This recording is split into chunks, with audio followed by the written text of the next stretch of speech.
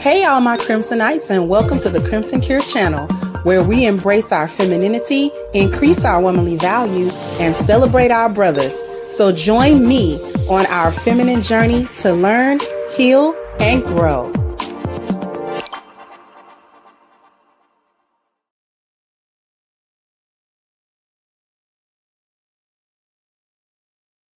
Patrick Clancy do it. I've compiled a list of all the evidence the internet sleuths have gathered. It's actually some pretty compelling evidence, honestly. Let's get started. Patrick Clancy's timeline. I'll put it right behind me. 5:15, he leaves his house. At 5:32, he arrives at CVS. Between 5:33 and 5:34, a 14-second phone call with Lindsay regarding what medication to pick up for their child. At 5:37, he leaves CVS. At 5:54, he arrives to pick up dinner at 3V. Patrick arrives home and finds Lindsay at 6:09 p.m. Things about this timeline. You look behind me, those are his shoes in CVS, and those are the shoes he arrives with to pick up dinner. So at some point, it appears that Patrick changed shoes from sneakers to boots. We have to ask ourselves, why would he be changing his shoes? Honestly, I can't come up with a good answer unless these photos just look like different shoes and they're actually the same. Then we also have to address the phone call to Lindsay. Lindsay had to have been in the middle of the act when Patrick called, because it was already 5:34. So she stopped what she was doing, answered the phone call, answered Patrick, and then continued on. We also have to think about how much time Lindsay actually had to complete this. She had about 45 minutes. So in 45 minutes, she did that to all three children. She crushed up all those pills. She put them in a drink. She took the drink. She slit her throat. She slit her wrist. Then she pushed the bed up against the wall and jumped out the window. She also answered a phone call during that time. A lot of people are speculating that Patrick took Lindsay's Apple Watch with him and actually answered that phone call himself. Alibi for him. Another thing people are saying, before Patrick even went to the store, Lindsay had called CVS and asked if they carried a certain laxative that he was picking up for the kids, and they said they did. And Lindsay had texted him a picture of the laxative. So a lot of people are saying there was no reason for Patrick to even be calling Lindsay about that. That part is all alleged. Lindsay wasn't able to verify that. Another thing, Lindsay changed her medical proxy from Patrick to her parents, and her reason was that her parents were supportive. So that's kind of inferring that Patrick was not. Like, what changed that made her want to change it from Patrick to her parents? We don't know. Biggest thing of all, the police never investigated him. I'm not sure why they didn't. I mean, I don't feel like it was open and shut. I feel like he should have at least been looked into. He wasn't looked into. Big one is that Lindsay was unconscious when the police arrived. Now, Patrick claims, and this was her confession, and why they never even looked into Patrick, that she was conscious when he got home. She confessed to what she did. But when the police arrived, she was unconscious. And a lot of people are saying that she would have never been conscious when Patrick got there. Huge thing. Her body temperature was at 82 degrees Fahrenheit. In order for a body temperature normally to drop that low, it would take something like 14 hours. However, since she lost a ton of blood, the quickest it could have possibly dropped that low was an hour and a half. She had about 20 minutes to have her body temperature drop that low. A lot of people are saying that's just simply not possible. To a man will ruin your life, period. Having kids with a man under patriarchy is the biggest gamble you will take. Because again, it is not meant to serve and protect women. At the very best, he was negligent. People don't understand. Women are driven to the brinks of insanity by these incompetent, useless men who enter relationships with women to have access to their bodies, to have the cool girl that they were promised, to get a servant disguised as romantic destiny. It was a brilliant nurse. Was really for women, for women's health. She was really on her way to making such a mark in that field. Making new discoveries with all her indoctrination, was doing everything for him, being the perfect wife, wifey material. I guarantee. You can't make me hate a woman that kills her kids in postpartum. You can never make me hate. You are never going to make me hate Lindsay Clancy. You're just not. Y'all have a problem. Y'all have a serious problem, and it's going beyond a simple dislike for men. When you can sit here and tell the world that a woman murdering her 3 children doesn't matter because of this feminism and hatred for men you guys got going on, that is a problem. That is a serious issue you guys have. You guys need to be checked in because you can't be functioning humans in society. On the internet started to be that Patrick Clancy actually is the one who physically did all of this. I'm not even going to honor some of these conversations around like, oh, yeah. He ran back. He parked the car at CVS. About the shoes. He changed his shoes. He had her Apple Watch. He didn't call the police. But it's factually inaccurate, and it actually is like really dangerous when we weave these conspiracy theories. People are saying now, I can't wait for Kevin Reddington to get up there because he's about to drop the bomb that this was actually Patrick Clancy. If he wanted to put forth a secondary idea of who did it, he would have had to do that back when the trial was filed. So there's no, like, you cannot now come out. The narrative on the internet started to be that Patrick Clancy.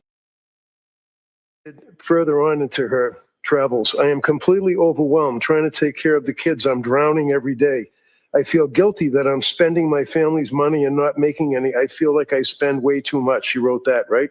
Correct. I'm tired of I'm terrified of Callan getting sick. He's a sick baby. A sick baby is miserable. He's sick now with a double ear infection. Clearly has a bellyache. It's miserable. I feel like the other kids are going to get him sick all winter long. She wrote that, right? Correct. I always feel strongly against sleep training. I feel like it's abusive to let the baby cry and not respond. But I made the decision. I did it with Cal. It is way too much crying. It's incredibly stressful. She wrote that, right? Correct. He's okay. He will be okay. It's not harmful in any way. The doctor said it was okay. Plenty of people sleep train their kids at that age. It's necessary as a third child, is what she wrote, right? Correct. My fellow white women, you have to stop writing fan fiction about Lindsay Clancy and Patrick Clancy. I get that it's hard to wrestle with what happened, but it's not coming from a place that's rooted in reality. And I think deep down, it's coming from a place of white woman victimhood. Now, is Lindsay Clancy a victim of the mental health crisis that does not treat postpartum women properly? Yes, I would argue yes. But is she the person who committed what happened? Also, yes. And so the amount of people that I'm seeing on this app who are now devolving into theories that Patrick Clancy did it and this timeline doesn't add up and it was definitely him and he tricked her into thinking she did it. No. That's not what happened. I know that you're having a hard time wrapping your head around the fact that she did this, but you're actually creating even greater harm with this narrative. This is a woman who is sitting there, now paralyzed, saying, yeah, I did this, and I'm really sorry about it. And y'all are posting things of like, so we all agree the husband did it, right? No. By the way, if that was even possible, the defense would have been all over that. Today in court, Lindsay was asked by the judge if it was okay that the defense, agree to a lot of the facts that the prosecution has put forward so they can make the trial move even faster. She said yes to everything. She made it very clear that she understood what she was agreeing to. There are women who have been wrongly put on trial, but it's not Lindsay Clancy. Although I would argue, I don't want to see her go to prison. So there's that piece. But she is not wrongly accused of the crime, and you gotta stop.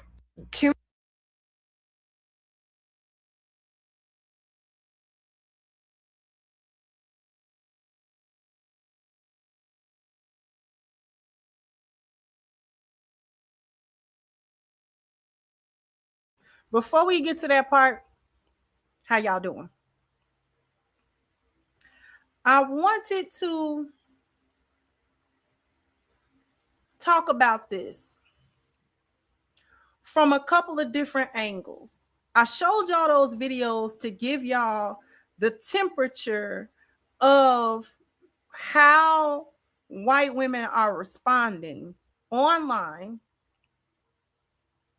to another fellow white woman on trial for first degree deletion of her 3 very young children. The oldest was 5 years old. Now, I'm going to read y'all the timeline, but again, just like most of the time when I cover active cases, I'm not here to try the case. It's more important to me to talk about the foolishness and where a lot of foolishness is coming from. Because oftentimes we'll sit here and say, and my whole channel, let me say this before I say the rest of it. My whole channel is about holding our community accountable, and more specifically to hold Black women accountable, or at least to hold the mirror up to the collective of Black women about the foolishness and the nonsense that we get into as a collective group. And what our image is, and the things that we will back, and the things that we will support a bunch of nonsense and this, that, and the third. With that being said, it's oftentimes put as if only Black people support nonsense that Black people do. And that white people and the model minorities never endorse the foolishness that their people get up to.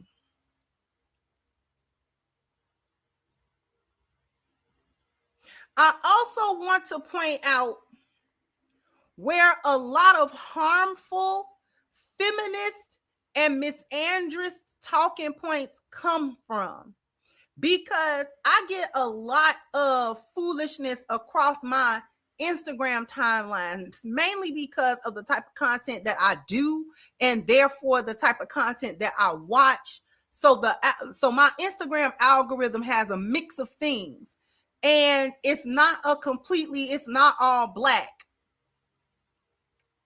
because I pay attention to what other people are doing. And we're going to get into it a little bit more in depth as the show go on. But I've come up with a pretty much a theory as to why this Lindsay Clancy lady did what she did, and why white women feel that this is something that they gotta defend.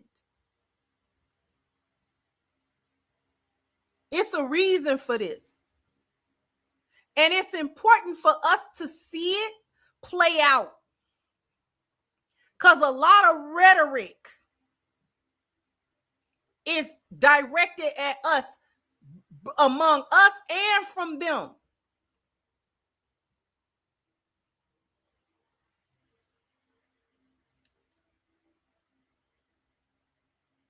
When I tell you, and I've said it before, I've said it recently, that white women probably needed feminism. Black women do not. Black women do not need feminism. We don't. It tears us apart. It tears us apart as women, and it tears our community apart, and it tears our families apart. Adopting these radical white feminist ideas has been nothing but a destruction to us. So we're going to look at the source of it today.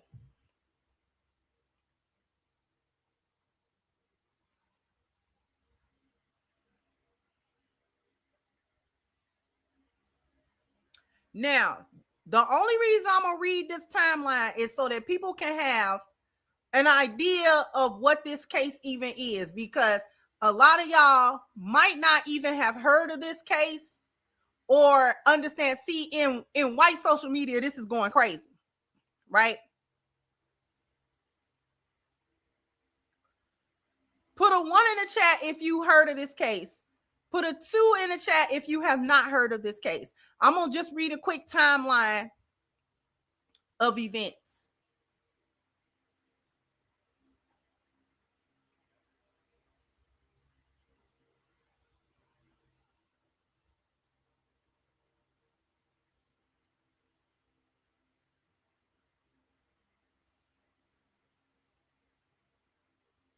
Okay, so it's about half and half. So we're going to read. She's from Massachusetts. Keep that in mind. Massachusetts mom Lindsay Clancy continues to be guarded around the clock at the Brigham and Women's Children's Hospital in Boston as she faces charges related to the deletion of her 3 children, Cora, Dawson, and Callan. Here's a timeline of events. On May the 26th of 2022, she gives birth to Callan. While Lindsay was public about her struggles with postpartum anxiety with her 2 older children, she posted on social media following Callan's birth that she is focusing on exercise, nutrition, and mindset, which, quote, made all the difference. September of that year. As the end of Lindsay's maternity leave approaches, she begins to feel anxious about returning to work at Massachusetts General Hospital. Lindsay visited 2 different psychiatrists and is diagnosed with generalized anxiety disorder. Over the next several months, she is prescribed 13 different psychiatric medications to treat anxiety, depression, and insomnia, including clonazepam, which would be Klonopin, diazepam, which would be Valium, fluoxetine, which would be Prozac, and sertraline, which would be Zoloft, and lorazepam, which is Ativan. She is taking as many as 4 different medications a day as prescribed, which was according to her husband. October, Lindsay writes a note on her phone that reads, I think I sort of resent my other children because they prevent me from treating Cal like my first baby. Callan is the youngest. And I know that's not fair to them. I know that. I was feeling depressed last evening. So when Cora and Dawson came home from school, I know it runs off on them. So we had a pretty rough evening. I want to feel love and connection with my children. December, Lindsay is evaluated at the Women and Infant Hospital Center for Women's Behavioral Health in Providence, where she is told she has no symptoms of postpartum depression. Later in December, Lindsay says she's having suicidal thoughts of hurting her children. Her husband, Patrick, told police. So she told him this in December. January of 23, she admits herself to McLean Hospital in Belmont. She is discharged 5 days later. Hospital officials do not indicate that she's a danger to herself.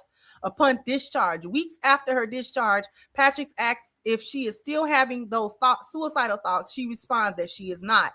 Later that month, Patrick asked the doctor treating his wife to help manage her medications. According to attorney, he went to doctors repeatedly saying, help us. This was turning her into a zombie. The medications that were prescribed were over the top. January 22nd, family friend Kyle Carney invites Lindsay, Patrick, and the two older children for dinner. Carney later tells police he did not expect Lindsay to come because of her depression and had not seen her for months. She seemed fairly normal that evening, but Patrick said she was suffering from benzodiazepine withdrawal a month and a half earlier and had the worst side effects possible. Also, the next day, she wrote on her phone that she has a touch of postpartum anxiety about going back to work. The next day after that is the day that she did the deletions. In the morning, she takes Cora, who's 5 years old, to a scheduled doctor's appointment. When they return home, they play in the snow with Cora's brother, Dawson, and Lindsay sends pictures of the children to her mom and her husband. At 4:02 p.m., she looks up kids' Miralax on her phone, as well as Takeout 3V, according to court documents presented by prosecutors. She then uses the Apple Maps on her phone to look up how long it will take to drive from the house to the 3V restaurant. 4:47, she calls CVS in Kingston and asks if they have the Miralax in stock. Manager says they don't, but have a similar medication. The manager later tells investigators that Lindsay did not slur her words, nor did she sound impaired. 4:53, she texts her husband, who was working from his home office in the basement, any chance you want to do takeout? I didn't cook. He said yes. She asked him to check out the menu. At 5:10, after they text each other what they want to eat, Lindsay calls 3V to place the order. 5:15, she texts Pedialyte liquid stool softener to the husband. He then leaves to pick up the medicine and a takeout. 5:33, he arrives at CVS, where he calls his wife to confirm the medication. She doesn't answer, but calls him back a minute later. He later tells police that she seemed like she was in the middle of something. 5:54, Patrick arrives at 3V, pays for the food, leaves. 6:09, Patrick arrives at home. The first thing he notices is the silence. He did not hear or see the defendant or the children. Calls for his wife. There is no answer. He goes to the second floor, finds the door locked. He eventually gets in the room, finds blood on the floor, an open window. According to prosecutors, he rushes outside where he sees her on the ground. 6:11, he calls 911 to report her attempted suicide. Lindsay can be heard saying, I tried to kill myself and jump out the window. A female party jumped off the top floor of the house. It was over a 20-foot fall. I'm skipping stuff. Patrick asked Lindsay during the call, where are the kids? She said they're in the basement. While on the phone, he went down to the basement. He could be heard screaming. Cora and Callan were found on the floor of the den. Dawson found on the floor of Patrick's home office. Each child had an exercise band tied around their neck. All right. She's paralyzed from the waist down from that jump. 7:28, Cora and Dawson are pronounced deceased at the hospital. The Callan, which was the infant, was later transported, so he perished later. I wanted to read that.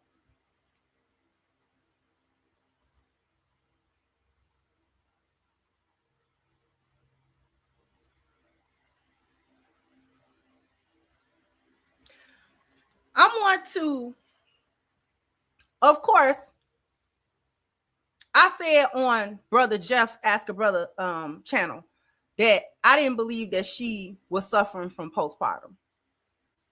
I don't believe that she was suffering from postpartum depression or postpartum psychosis.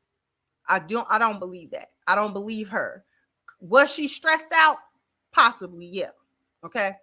That would have been normal for her to be stressed out. Everybody gets stressed out, you know, and things of that nature. Here's my theory, and I'm gonna flesh it out as we go. She purposely got rid of them kids because her husband is apathetic and passive. Her husband, Patrick, is apathetic and he's passive. He's a passive parent and a passive husband. He there, he work, he'll pay, he'll buy things of that nature, but he doesn't seem to be super involved with a lot of stuff. He seemed to be the type of guy that as long as it seemed like stuff was working the way it was supposed to, he was not gonna look no further into that. Just like he said on the stand, after they was questioning him about how many times that woman told him she was gonna off them kids, he was like, oh, well, I thought she was all right because, you know, she went in there to make sandwiches and stuff. That don't matter. That don't matter. People who plan to off people will do everything normal up until the moment that they finna off you. Especially if it's family members that's about to off you. If a family member, a mother, a father, one of the kids, whomever it is, decides that they're gonna get rid of everybody, they do stuff so normal. They'll laugh, they'll joke. You would think it's all sweet, so that your guard can be down all the time, so that they'll be able to do you when they get ready to do you. They'll hang with you all day house. They're going to be close to you so they can do you.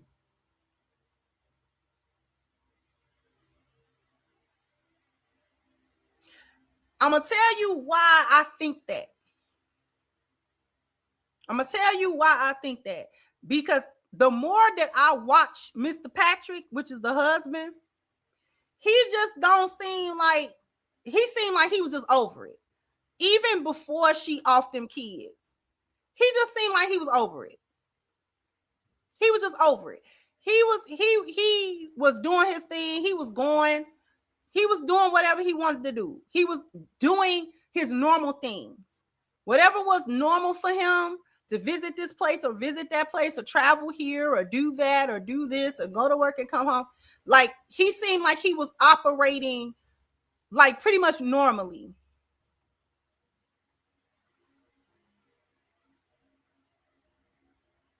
And I think that he, at some point, he kind of like checked out at all of that. Because she seemed to be the type of person that was just real frantic about everything. And he was just kind of checked out. Like, I can't do this. Like, I can't do this with you.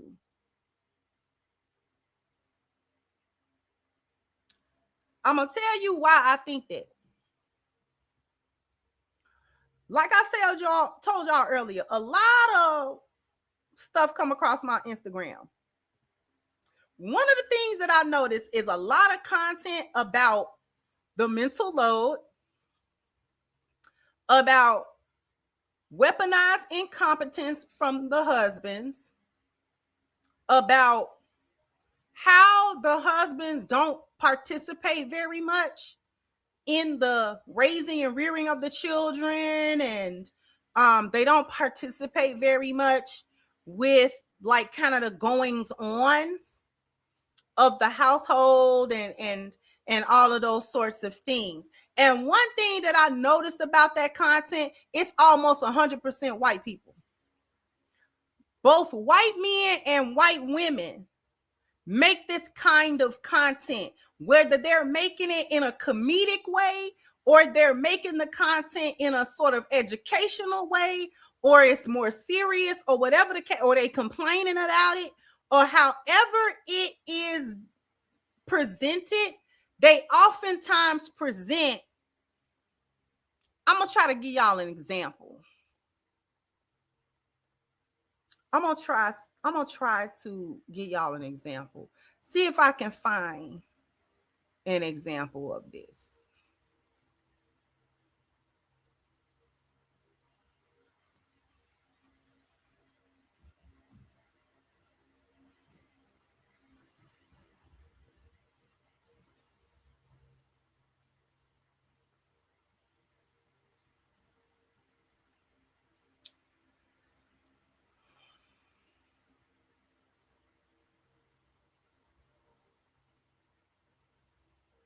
Now it ain't up here. It's something, man. It's quote unquote funny, but now that I looked up this Clancy stuff, now I want to be a bunch of that on my timeline. That need to fade away.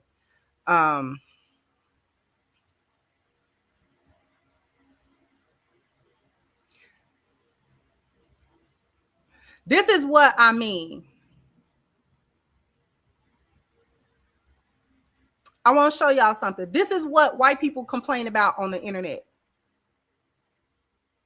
Weeknights or whenever, guys, kids for 2 days. Is that right? Right. She was home with the kids for 2 days. Is that right? Right. Fair to say that you also had your friends that you would do brunch with on occasion, Sundays or weeknights or whenever, guys night type thing? Yep. And you'd be out with she was home with the kids for 2 days. Is that right? Right. Fair to say that you also had your friends that you would do brunch with on occasion, Sundays or weeknights or whenever, guys night type thing? Yep. And you'd be out with she was home with. Now,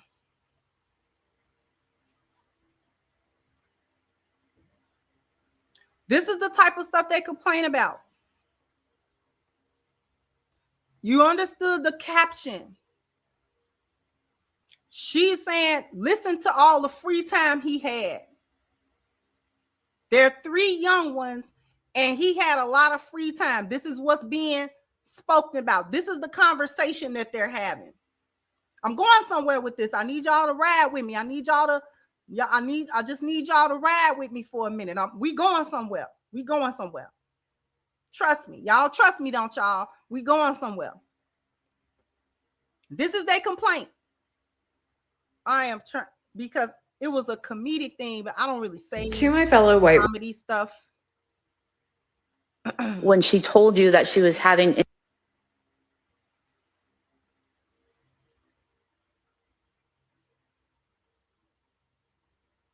this type of stuff.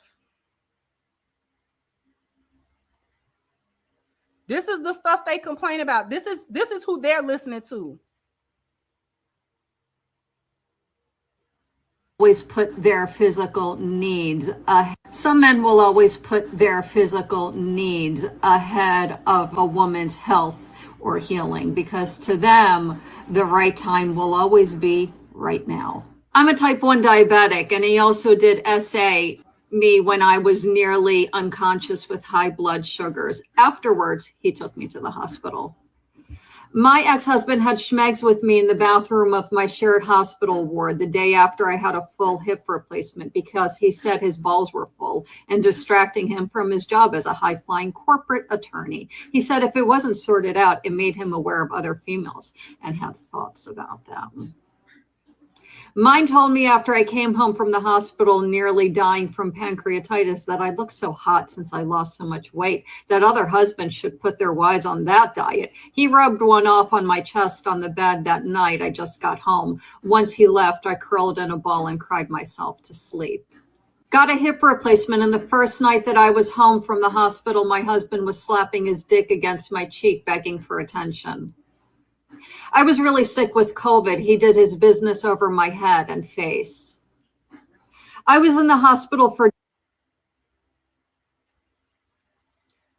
This is the stuff that they talk about.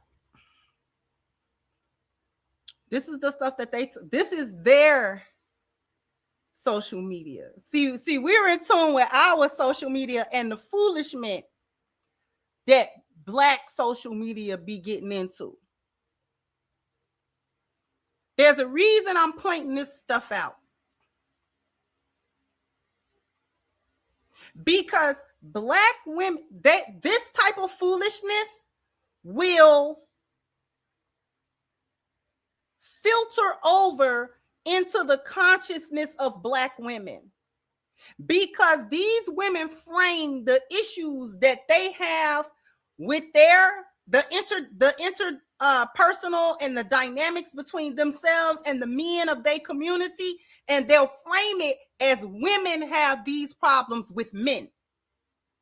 No, these might be the problems that y'all are having with y'all men, but don't frame it as these are the issues that women as a whole have with all the men as a whole. See, we got to understand that they got a different dynamic going on in their community that we don't have nothing to do with. It's not our business. This is why feminism not our business. This is why I talk so much about it and against it. It's not for us.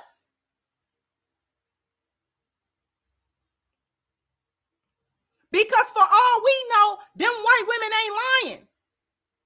We know how Mr. Cartwright is.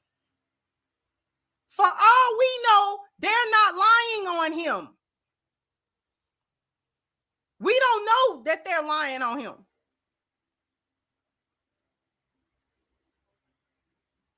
Because this is the same Mr. Cartwright that don't have no problem. When he get done, he annihilate his family too.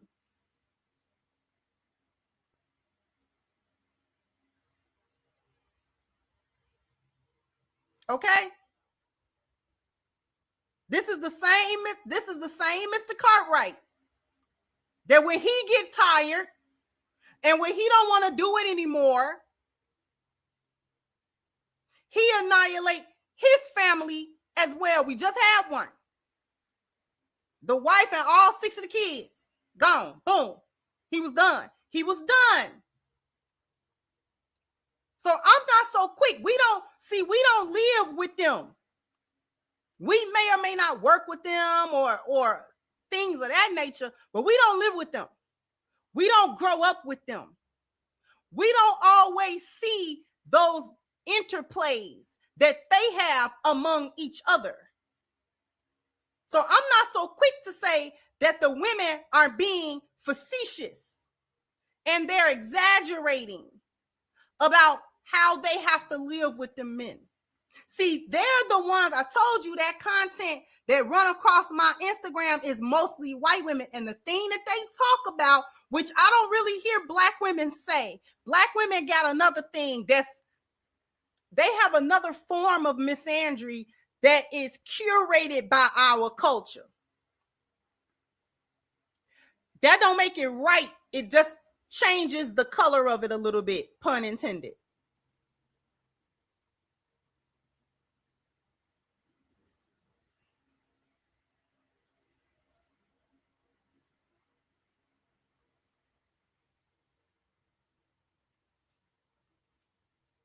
They got a different thing going with each other. Snapped and all that kind of stuff is replete with a bunch of Mrs. Cartwrights off in their family. Boom, gone. I'm going to go on a commercial break. And then I'm going to talk about more about the connection that really needs to be severed between this thought of feminism and what the men do versus the reality. We're living different realities. And I need Black women to understand that. Y'all are so busy trying to be Becky and get in with Mr. Cartwright. They complain about him constantly.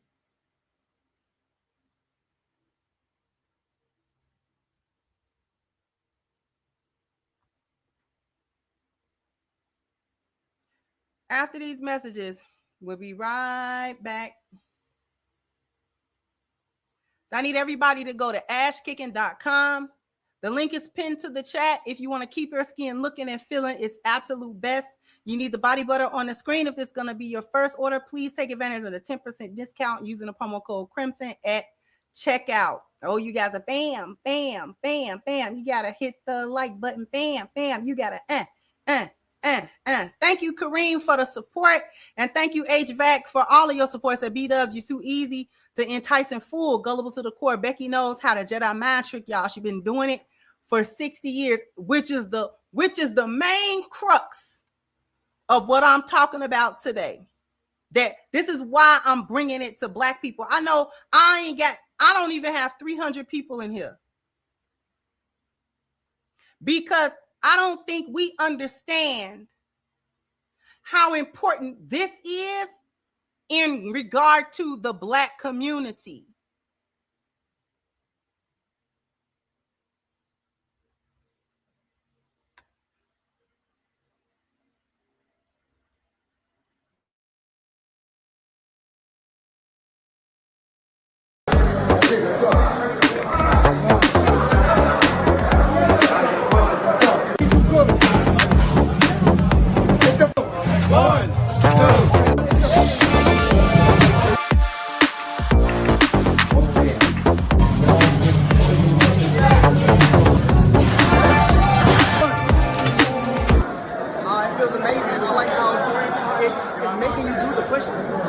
Right here is official. Never really saw anything like this before. How do you know when you're doing the proper push up? You gotta go all the way down, chest touching the floor, coming back up full extension. But now that you told me how to do it, now how you know when you're doing it? You don't know, and you won't know unless you have what it is. Nah, that was fine. That was fine. Make sure it keeps you accountable. Accountability is everything. So incredible. You can't cheat. Great. Go all the way down and all the way up, and that's one solid rep. Good money. That's it. It's no arguing, no debating, no questioning. All the way down, all the way up. You got to start and finish the same way. She got my shit. I'm glad y'all. Fucking crib right now.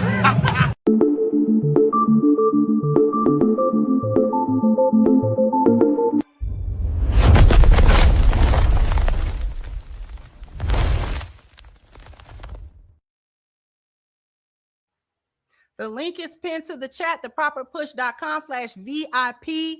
In order to support us bringing you the proper push to market so everybody can be pushed properly, we need you to hit the link, put your email in and verify it. Once you do, you'll be sent an invitation to unlock your VIP exclusive offer for only $1 because everybody needs the proper push. We all think we know how to do a push-up.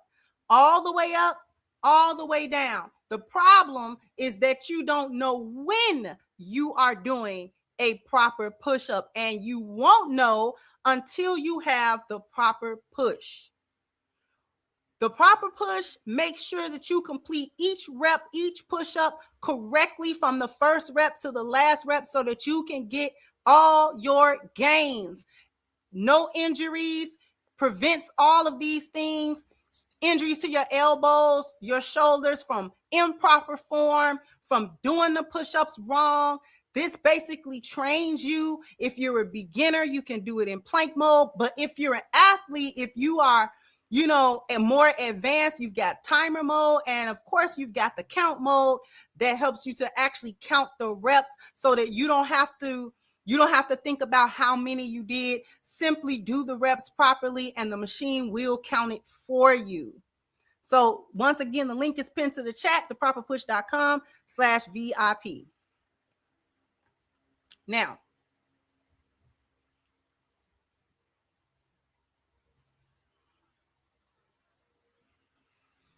coming back to my theory, this is why my theory about why Lindsay off them kids.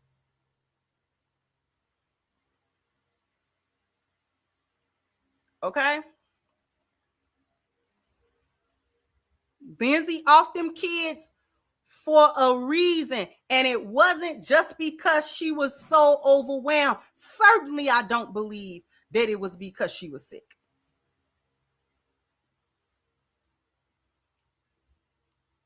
Before we go back into the theory, white women are having an existential crisis. We're going to take a tangent a little bit.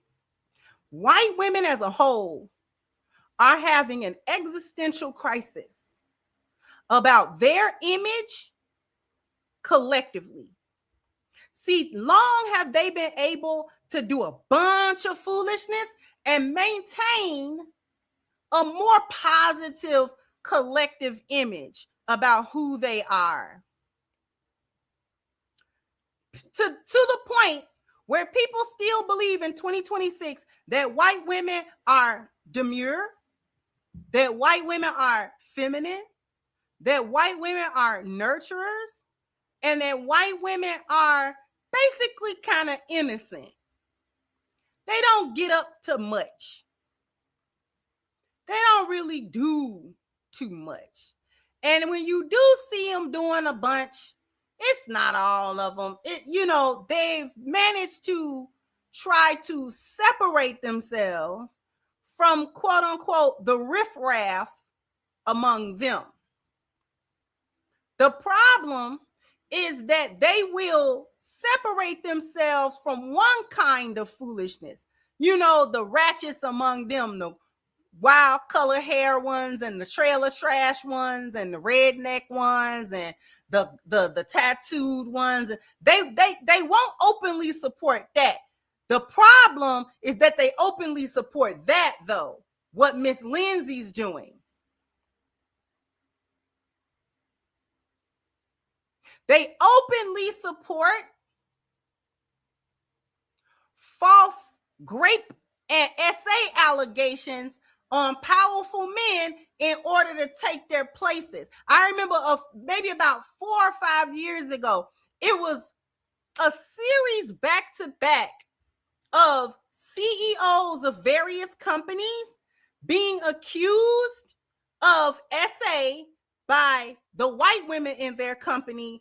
And all of a sudden, those men had to step down and those women assumed those positions. And I said, look at this. A power grab disguised as unfairness to women. See, they're accustomed to using their womanhood, their perceived femininity and innocence in order to get into the most diabolical things. See, there's a phrase for it, white woman tears. And as Black people, we are usually the recipients of it violently, right? Specifically Black men. So from Emmett Till all the way up to modern day, where we see these Karens whining and crying about Black men and this, that, and the third, because this has worked for many, many, many years now.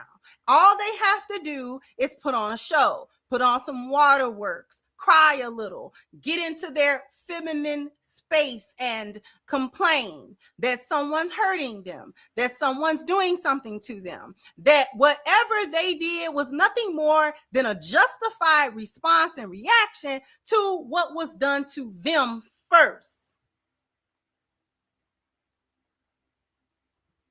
And that has gotten a lot of people deleted.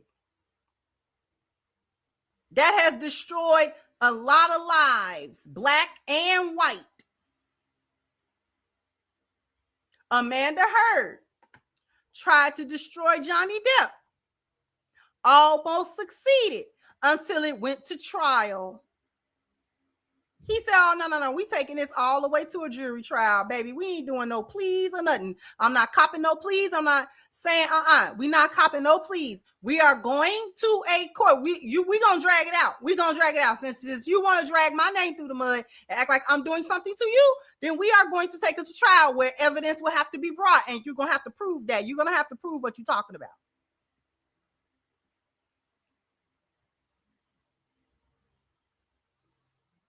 And white women defended her. They defended her. He had to be doing something to you. Johnny had to be doing something to her. He had to be abusing her. Ain't no way that she was going through all of this and he wasn't not doing anything. Well.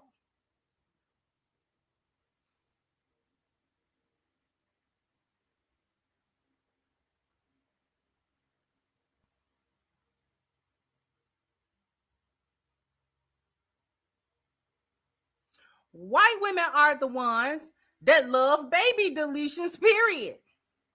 See, they have to take up for this kind of stuff. Look it.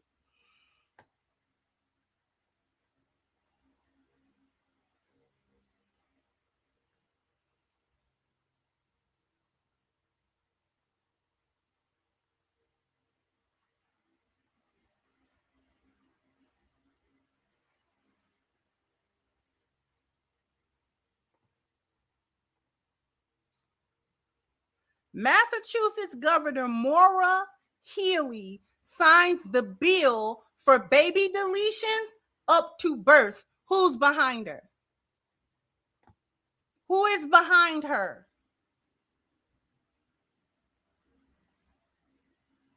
Who's behind her?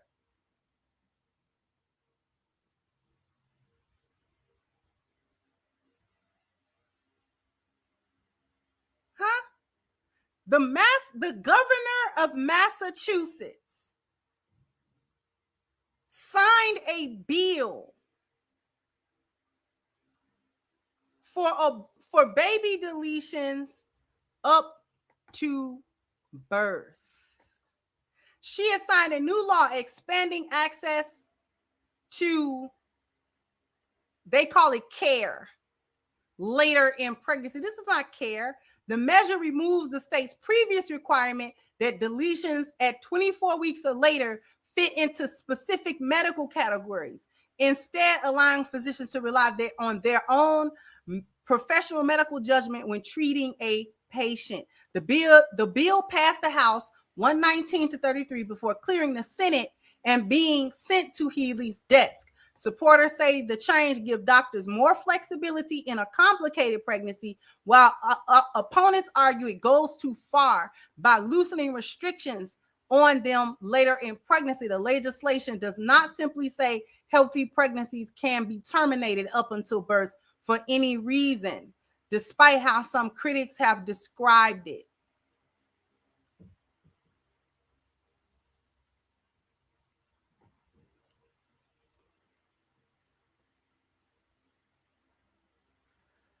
The problem that I'm having, see, they're trying to, mind you, this is the same state Lindsay come from.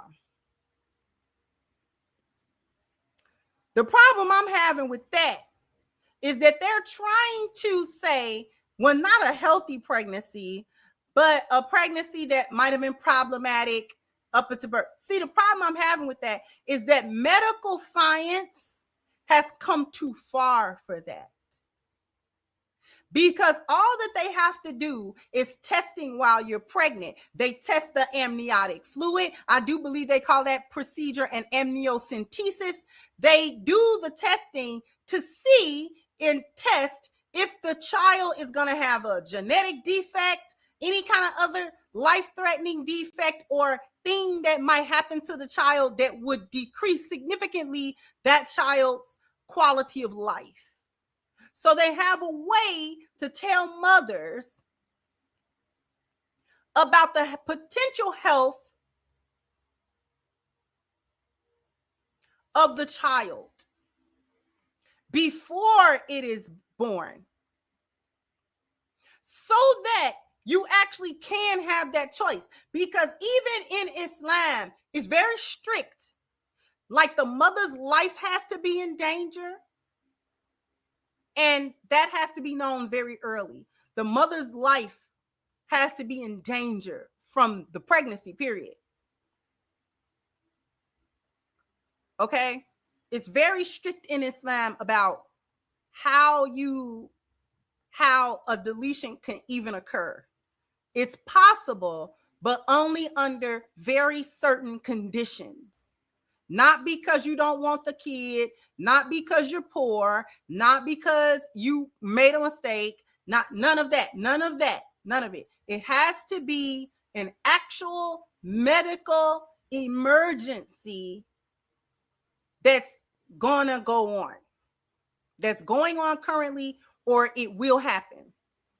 And of course, grapes, you can automatically delete a child if it come through a grape, and you can automatically delete a child if it come through like incest and stuff. So Islam gives those leniencies because things unfortunately do happen, and you may get pregnant from something like that, and the woman is not tasked to bring a child from traumatic situations into the earth. But that's very strict. Those things are also very rare. Other than that, you have no right to simply delete a child just because. No such thing. No such thing as that in Islam. None.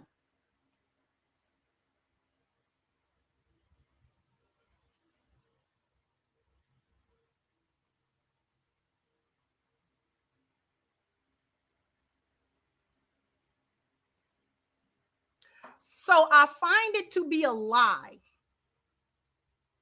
that they're trying to hide it behind. Oh, well, it could be a medical thing and if this and that up until birth. So you don't know what's wrong with the child up until birth? In 2026, you don't know? This is not 1826. This 2026. We got all kind of ultrasounds, all kinds of things that are designed to alert the parents if there's going to be some issue with the child. That is how parents know, well, my child is going to have Down syndrome, or, my child has some other genetic issue, so I'm going to have a special needs child.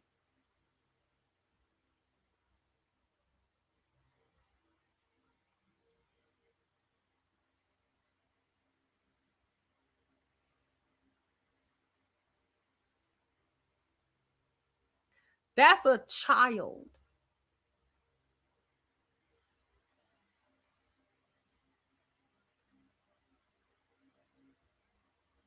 The baby is viable well before that 40 weeks.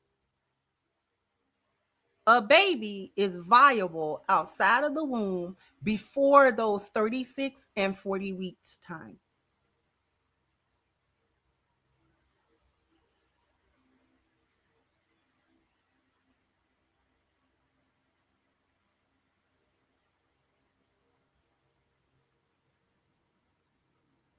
Islamically speaking, a baby is a baby at the second trimester. Start of the second trimester. Why is the second trimester? Because that is when it gets a soul. Gets a soul at that point. Movement is voluntary from the fetus, and in month 4. Starting in month 4. They call that quickening, where the mother should then start feeling the baby voluntarily move around, kicking and so forth.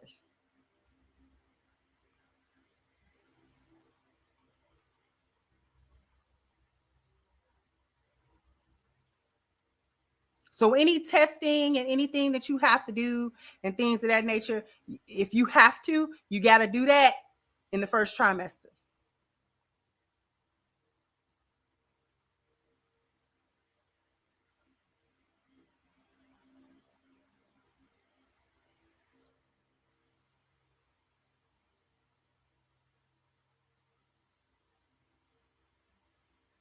They're just deleting kids. Why am I talking about that? Because they got to defend Lindsay. She did a retroactive baby deletion. Didn't she? Did she or did she not do a retroactive baby deletion?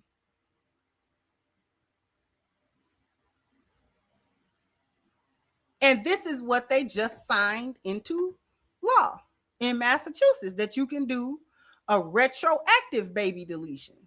Wait till it's here, then get rid of it. That's more cruel than doing it in the first trimester. That's more cruel. That's even more cruel. That's even more cruel and diabolical and heinous. To wait until the baby has consciousness and a soul, then take it.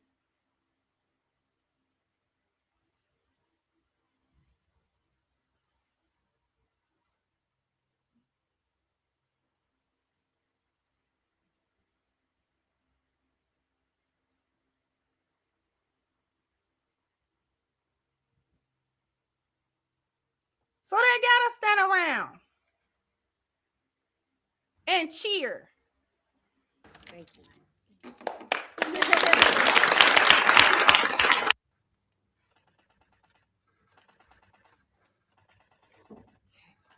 Thank you.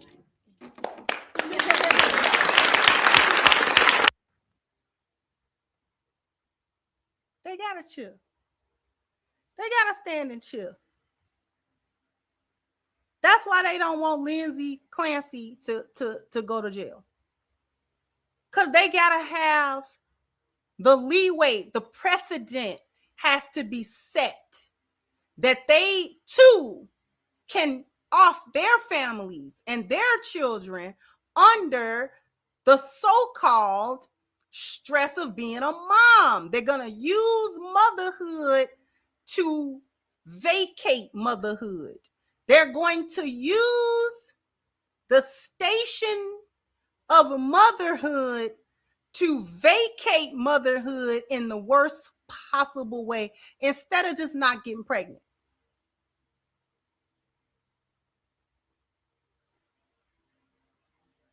Somehow Lindsay's the victim.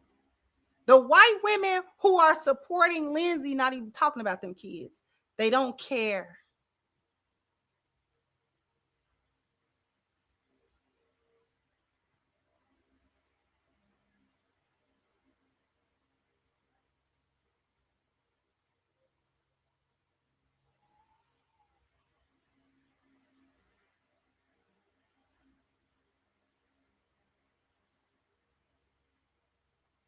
They have not talked about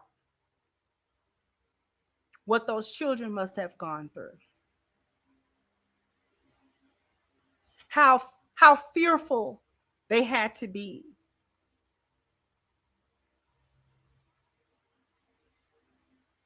The little one not even aware that they were dying. He's only 8 months old.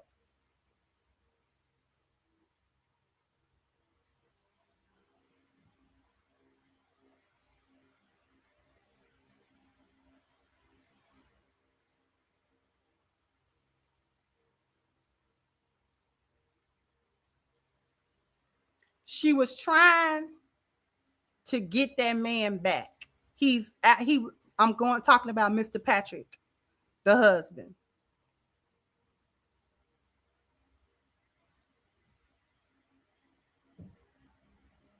Cause he married. He married now. I think he been married for like a year or so. He moved right along. He moved right on along.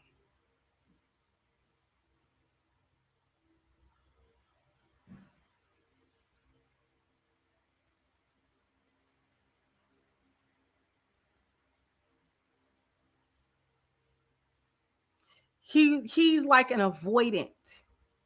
You know, those people that just check out. He just checks out. He checks out when stuff get too difficult for him.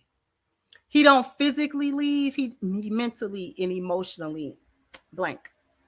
He just blanks.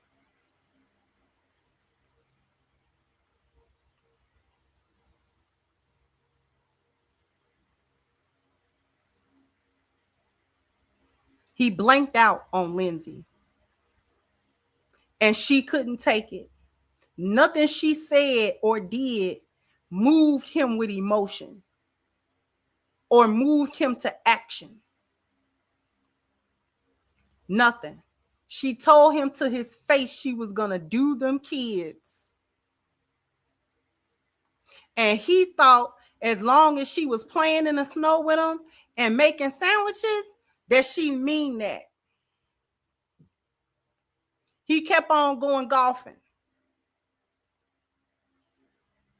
and going out to brunches and stuff like that with his friends.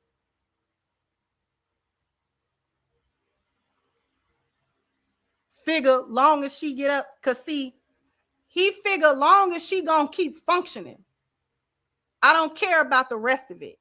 I don't care about whatever emotions that she talking about or whatever kind of stress she talking about.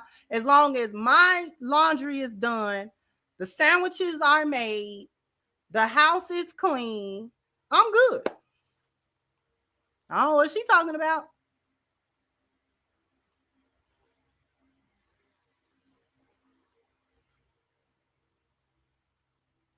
Because wouldn't nobody be able to tell me they gonna do my kids and it don't move me to immediate action.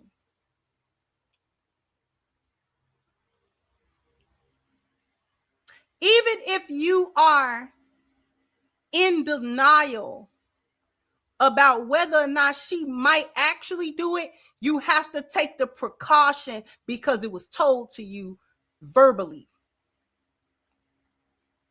by her out of the horse's mouth. So you got to do something. You had a nanny. You should have pulled the nanny to the side and say, you have to watch her. She told me these things.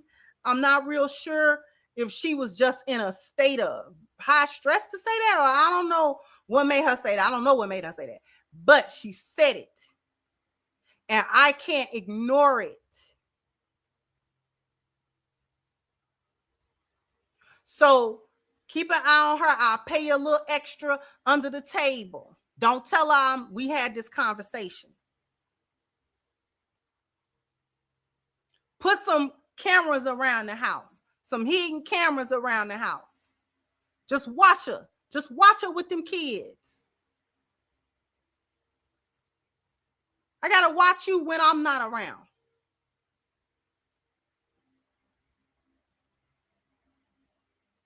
Because no amount of stress should ever actually make a parent say how they going to get rid of them kids.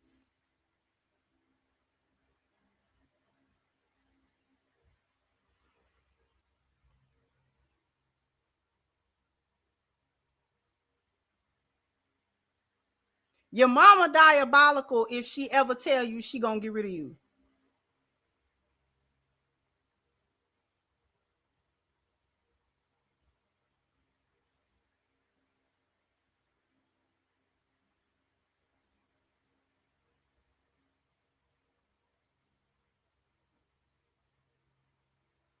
And I'm sorry.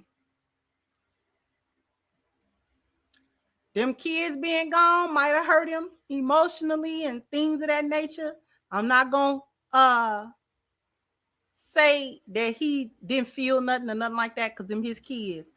But just coming from my gut, it's a weight lifted too. He ain't got to worry about. She didn't leave him with 3 kids to raise. I'll put it like that. She did not leave him with 3 kids to raise. Once she go to jail, he ain't have to worry about that no more. That's a closed chapter.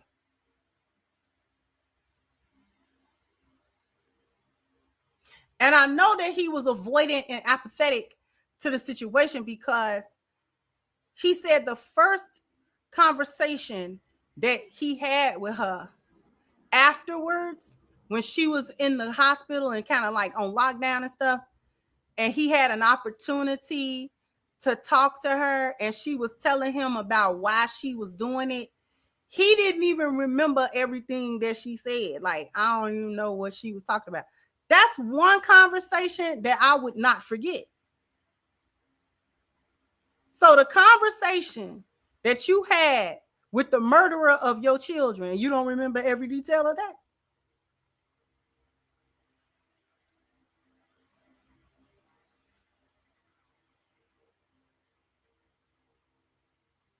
That's because he good on her. He good on the whole thing. He good on everything. And he done. It's over with now. They gone.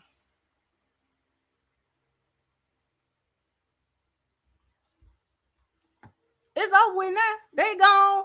She finna be locked away potentially for life. She should be gone for life. And he done got him a new wife and everything, baby. He done moved on, baby. He ain't.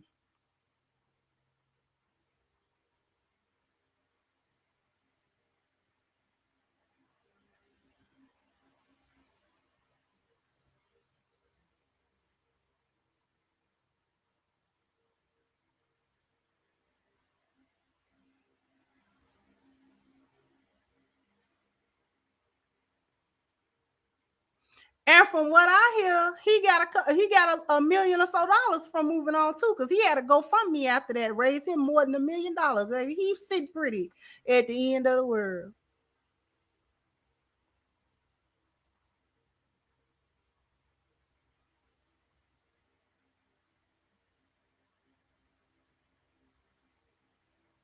Right. He the victim too. He the poor father who had his children and family snatched from him by that evil wench that deleted his kids. He ain't got an answer to nothing.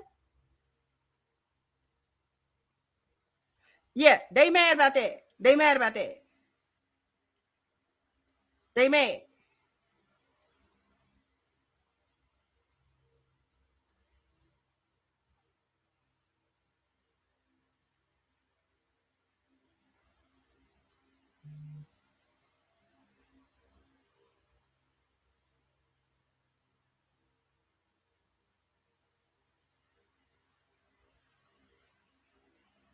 He gone.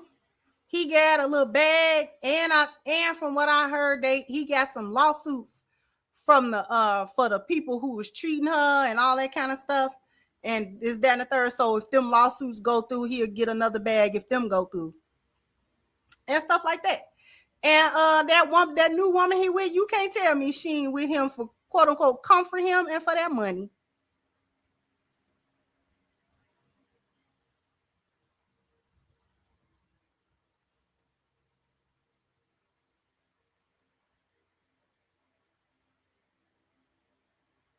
He gonna be a Lifetime movie. It's gonna be a Lifetime movie. Mm-hmm. White folk been telling on themselves for a long time with them Lifetime movies. That's what they be living. You know how our movies depict a certain kind of thing in our culture? You know how our movies depict that? And sometimes the line between what's art and what's life is blurred a little bit. You know how it's gang pictures and this and that. And you know, it ain't completely too far off from the reality of the hood and with black people. See, white folks been telling on themselves, we can come on. All them little Lifetime movies is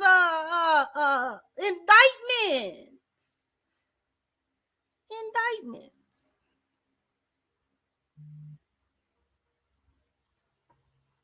It ain't that far off. You know, it's exaggerated for dramatic effect and stuff like that. But they comes up with that stuff, how they comes up with it. How do they come up with that, with them storylines? Because they be living it. You know, like I said, you know, they drum it up for dramatic effect and stuff like that, you know.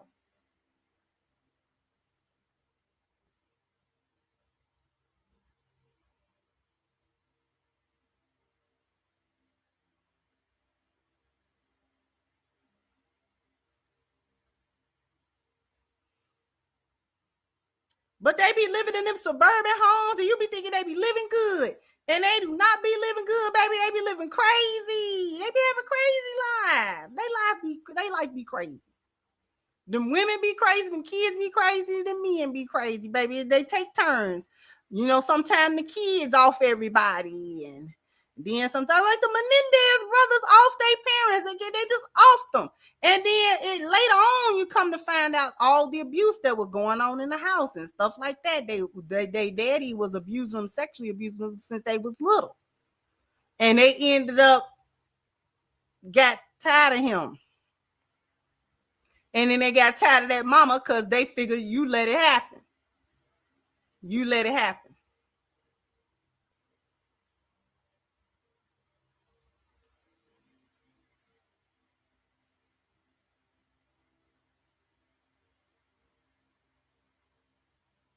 Before I wrap this up, Black women, stop trying to follow up after when these white women be talking about the patriarchy and how they men don't pay attention to nothing and all of that kind of stuff and all that foolishness. Yeah, the YouTube lady. I watched that whole thing when she put her kids in a religious cult because she got bamboozled by another white lady that was running a scam. And then that woman had her in there trying to offer her kids. I forget her name, but she had like 1 million or so followers on YouTube because she was doing like little family content and all with their children and raising your kids. And they always do that. Like they just Susie Homemaker. They always do that.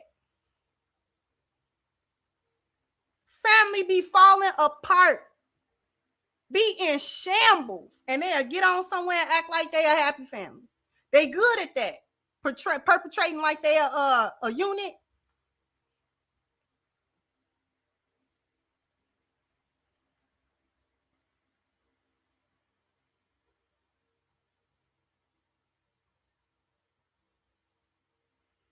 Yeah, Ruby Frank. That's her name. They got a whole movie on her. They did a newest one. It was like a documentary. That one was good. Cause they did like a little TV movie about her. I ain't like that. But that documentary, y'all need to watch that.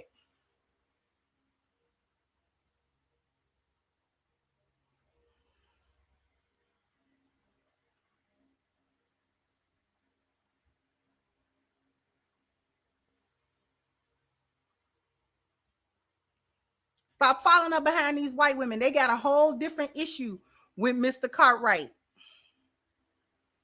that we do not have with our men. Black women don't have those issues. If we have issues with our men, it's not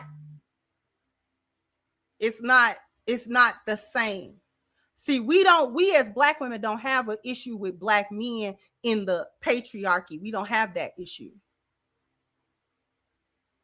Our men don't do weaponized incompetence.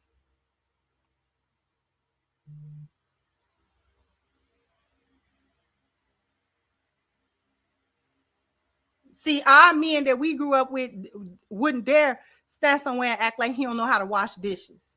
Because I know your mama made you wash dishes. So that won't even fly with us. That don't even fly in our household. He don't know how to wash no clothes. Yes, he do. You know, dang on well he do. Yes, he do.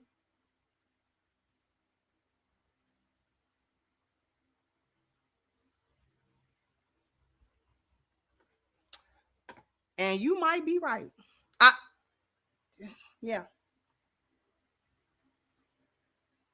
They got to be able to do it. They got to defend it.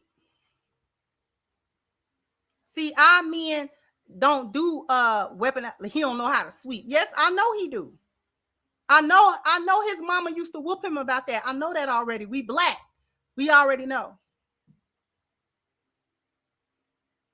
Now he gonna put more detergent in it than you do.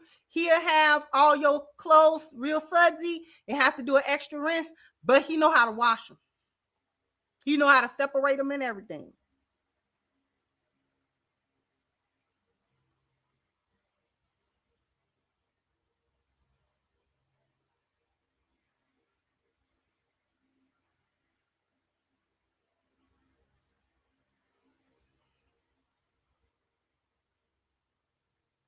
Now, the one thing,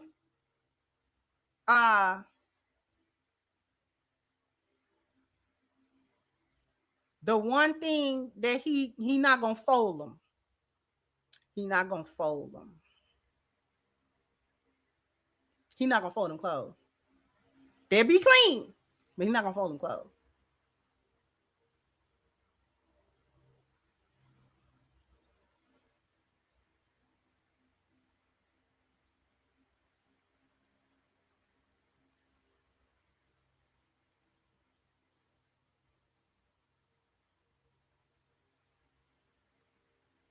He'll wash all your dishes. He wash all your dishes, but he's not gonna put them up. He's not gonna put them up. He's not gonna put them up. He'll wash them. He'll put them in the the dish thing, but he ain't gonna put them up. He ain't gonna put them up. He ain't gonna put them up. But my point is, our men know how to do domestic work.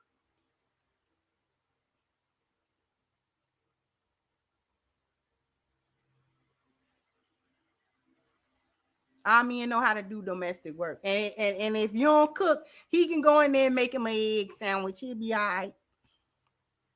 He know how to go in there and make him an egg sandwich. He might not have wanted the egg sandwich, but he know how to go in there and make it.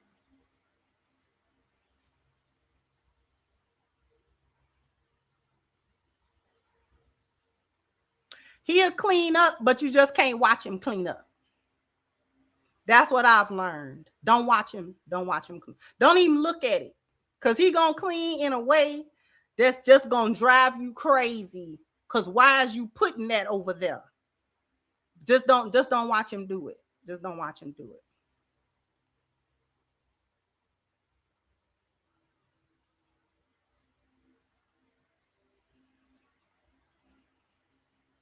Because he gonna be cleaning stuff with the wrong sponge. Just don't watch him clean it. Just when it's time for you to clean, just replace the sponges. It'll be all right.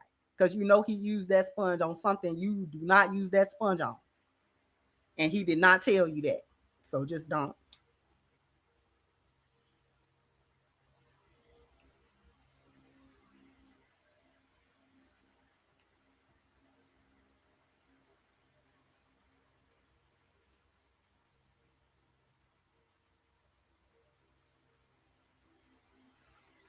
Yeah. But they know how to do it. See, this is the thing. Because of the way they raised.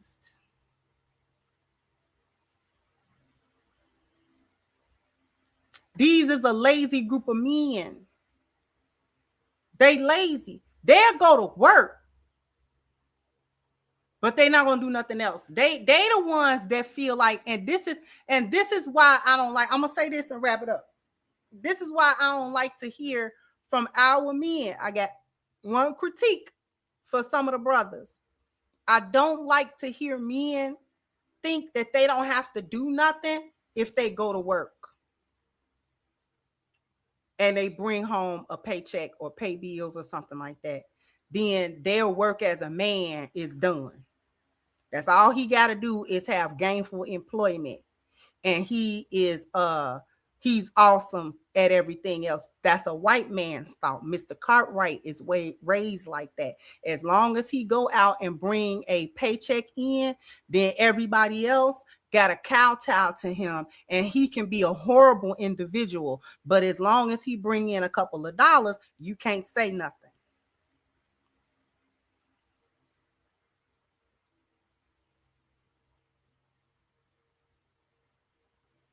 They are lazy.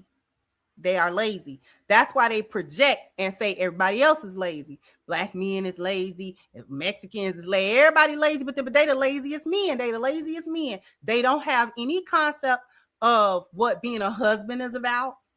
They don't know that that's a role. That's not just about going and get some money. That's not being a husband. Husbands have other responsibilities. Emotional responsibilities. They have the responsibility of providing structure and things like that in the home, guiding his family and things of that nature. It's not just a paycheck. That the paycheck is the least of it. Having gainful employment means what? They think they make their job a personality. And it's not.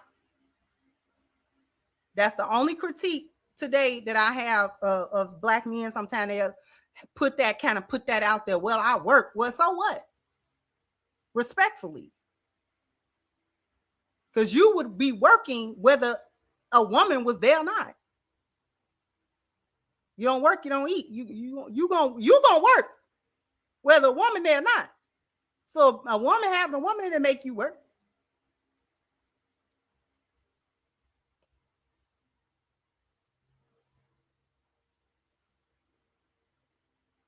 So I think more highly of black men than that. I think more highly of black men than that. Black men know better than that. That just because I make a paycheck, now can't nobody say nothing and I get to be a horrible human being. No. But Mr. Cartwright is raised like that. He's raised like that.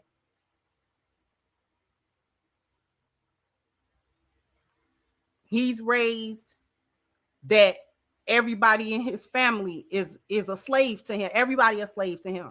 People in society are slaves to him. His family is a slave to him. That's his thinking, that he's the master of all he sees, and everybody's supposed to bow down in some kind of way, shape, or form to what he doing, whether he right, wrong, or indifferent.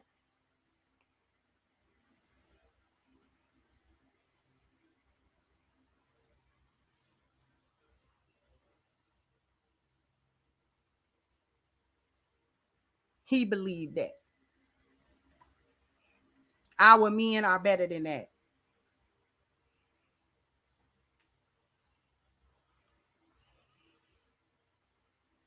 I hate when it's unfocused.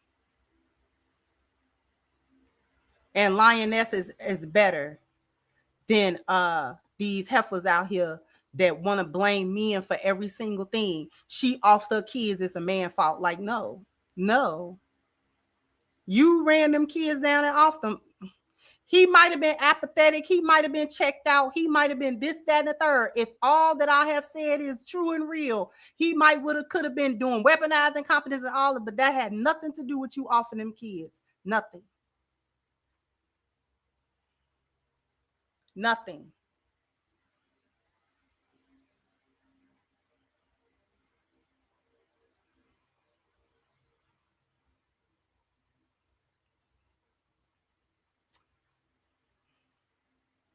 You ain't gonna guide your wife?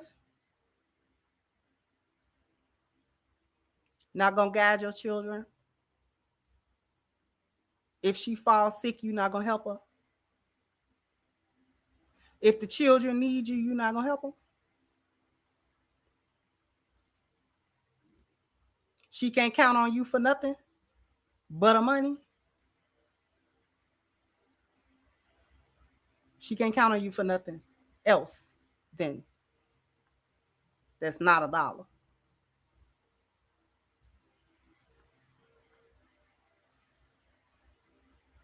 That's all I'm saying.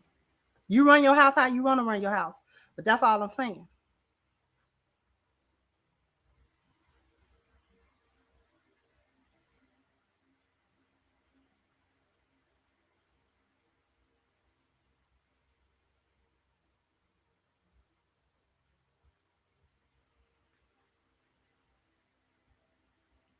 Susan Smith blamed an imaginary black man.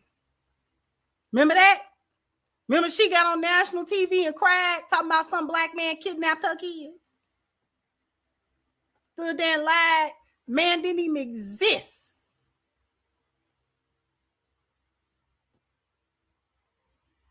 Casey Anthony got tried, found guilty, did her time, came out, and she said she wasn't sorry.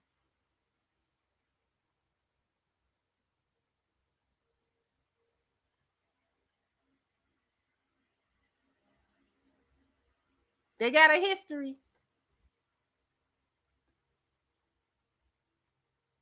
That's all I'm saying. They got a history.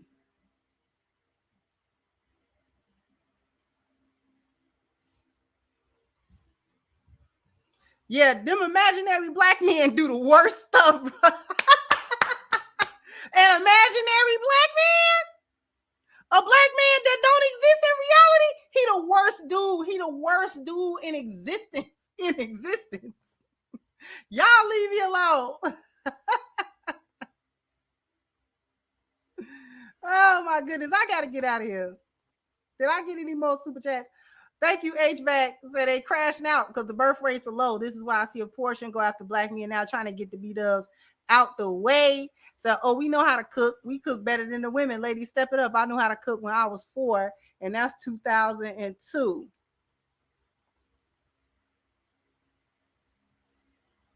Okay.